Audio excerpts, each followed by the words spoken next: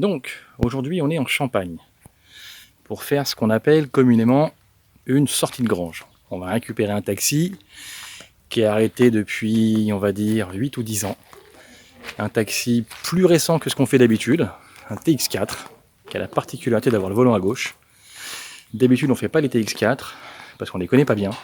Mais celui-ci a une particularité qui fait qu'on a envie de le faire.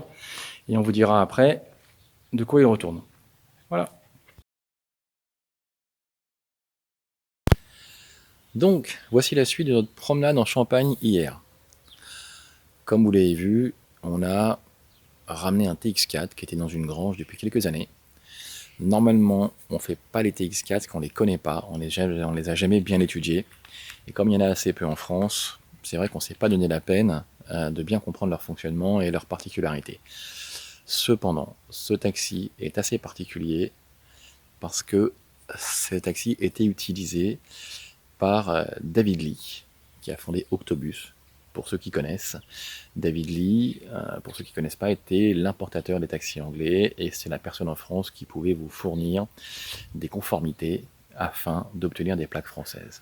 En gros, s'il n'avait pas fait la procédure, il y aurait quand même très peu de taxis anglais qui pourraient circuler en France. Donc dites-vous que la majeure partie du parc des taxis anglais en France ont été immatriculés par et grâce à David Lee.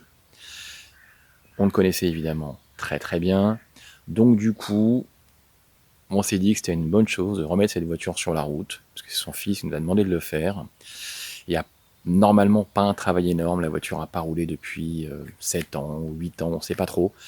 Donc on va s'attarder sur les classiques, qui vont être évidemment les vidanges, les filtres, la courroie de distribution. Après, on pourra s'attarder sur les freins, les pneus. Bref, le but est simplement que la voiture obtienne un contrôle technique et puisse donc reprendre la route, tout simplement. Donc voilà, on va commencer par la courroie de distri, histoire de ne pas causer de dégâts sur le moteur pendant les essais.